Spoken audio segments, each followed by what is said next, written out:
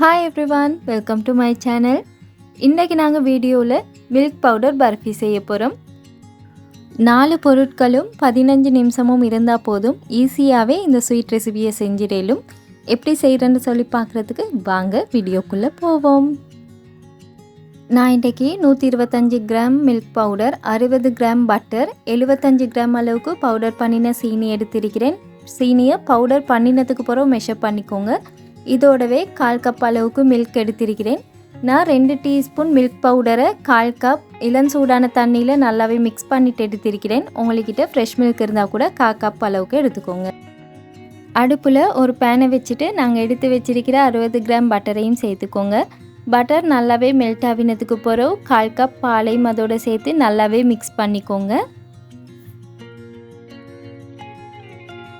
இந்த மாதிரி லேசாக கொதிக்கக்குள்ளேயே நாங்கள் எடுத்து வச்சிருக்கிற 125 கிராம் மில்க் பவுடரையுமே சேர்த்துக்கோங்க. மில்க் பவுடரை சேர்த்துட்டு நல்லா மிக்ஸ் பண்ணிக்கொற வேணும், கட்டி தட்டிடக்கூடா. இது மாதிரி கை எடுக்காமல் நல்லாவே மிக்ஸ் பண்ணிக்கோங்க. அதே நேரம் ஸ்டவ்வை வந்து ஆகவுமே லோ ஃப்ளேமில் வச்சுக்கோங்க, இல்லாட்டி டக்குன்னு அடி பிடிச்சிரும். நல்லா மிக்ஸ் பண்ணினதுக்கு பிறகு இது மாதிரி தான் இருக்கும். அடுத்து நாங்கள் பவுடர் பண்ணி வச்சிருக்கிற சீனியையும் சேர்த்து நல்லாவே மிக்ஸ் பண்ணிக்கோங்க. சீனியை பவுடர் பண்ண போக்குள்ள நீங்கள் விரும்பினா மட்டும் ஒரு ஏலக்கடை விதையை சேர்த்து அரைச்சி பாருங்கள். அதோட ஃப்ளேவர் வந்து நல்லா இருக்கும். நான் ஒரு ஏலக்கடை விதை சேர்த்து தான் அரைச்சிருக்கிறேன். இப்போ பாருங்கள், சீனியெல்லாம் நல்லா மெல்ட் ஆகி இந்த வீடியோவில் காட்டுற மாதிரி தான் இருக்கும். இதை கை எடுக்காமல் மிக்ஸ் பண்ணி கொண்டே இருங்க. அதே நேரம் ஸ்டவ்வையும் லோ ஃப்ளேம்லேயே வச்சுக்கோங்க, இல்லாட்டி அடி பிடிச்சிடும். அடுத்து நான் இதில் ஒரு 1/2 டீஸ்பூன் அளவுக்கு மட்டும் வெனிலா எசன்ஸ் சேர்த்துக்கிறேன். விரும்பினா மட்டும் சேருங்க, இல்லாட்டி ஸ்கிப் பண்ணிக்கோங்க.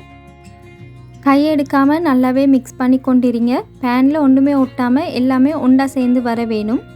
பர்ஃபிட சரியான பதம் பார்க்குறதுக்கு ஒரு பிளேட்டில் கொஞ்சமாக எடுத்து நீங்கள் அதை உங்களோட விரல்களால் எடுத்து பாருங்கள். இந்த வீடியோவில் காட்டுற மாதிரி உருண்டை பிடிக்கிற மாதிரி வர வேணும். இப்படி இருந்தால் பர்ஃபி சரியான பதத்தில் இருக்குது. இந்த மாதிரி பதம் வந்ததுக்கு பிறகு இறக்கிடுங்க. அப்படி இல்லாட்டி பர்ஃபி ஹார்ட் ஆகிரும். இப்போ இதை ஒரு பட்டர் பூசின கேக் ட்ரே இல்லாட்டி ஒரு டின்னுக்கு மாற்றிக்கோங்க. நான் ஒரு கேக் ட்ரேயில் பட்டர் பூசிட்டு மேலால் ஒரு அலுமினியம் ஃபாயில் போட்டு வச்சிருக்கிறேன். உங்கள்கிட்ட பேக்கிங் பேப்பர் இருந்தால் கூட போட்டுட்டு பர்ஃபியை இது மாதிரி நல்லாவே லெவல் பண்ணிக்கோங்க. ஒரு ஸ்பெச்சுலாவில் பின்னுக்கு பட்டர் பூசிட்டு இது மாதிரி லெவல் பண்ணி எடுத்துக்கோங்க. மேலால் கஜுவும் பிஸ்தாவும் க்ரஷ் பண்ணிவிட்டு எடுத்திருக்கிறேன். உங்கள்கிட்ட என்ன நட்ஸ் இருக்குதோ அது மாதிரி தூவிக்கோங்க. பார்க்குறதுக்கும் டேஸ்ட்டுக்கும் நல்லா இருக்கும். ஸ்பெச்சுலாவால் கொஞ்சமாக இது மாதிரி அமர்த்தி விடுங்க. அப்போ தான் அந்த நட்ஸ் எல்லாமே பர்ஃபியோடு ஒன்றா செட் ஆகும். ஒரு 2 ஹவர்ஸாலேயே எங்களோட பர்ஃபி நல்லாவே செட் ஆகி வந்துடும். இப்போ இதுக்கு மேலால் ஒரு பிளேட் ஒன்று வச்சுட்டு மற்ற சைட் திருப்பிட்டு பிளேட் எடுத்திங்கன்னா ஈஸியாகவே அது கலண்டு வந்துடும். மிச்சமே டேஸ்டான மில்க் பவுடர் பர்ஃபி ரெடி.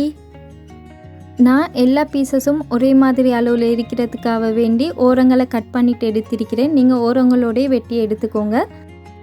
பெருநாள் நேரத்துலலாம் நீங்கள் இந்த ஸ்வீட்டை டக்குன்னு செஞ்சு குறையிலும் கட்டாயம் நீங்களும் செஞ்சு பாருங்கள். என்னோடய வீடியோஸ் உங்களுக்கு பிடிச்சிருந்தா மறக்காமல் சப்ஸ்கிரைப் பண்ணி சப்போர்ட் பண்ணுங்கள். இன்னொரு ரெசிபி ஒன்றோடு உங்களை சந்திக்கிறேன். அது வரைக்கும் bye, take care and thanks for வாட்சிங்.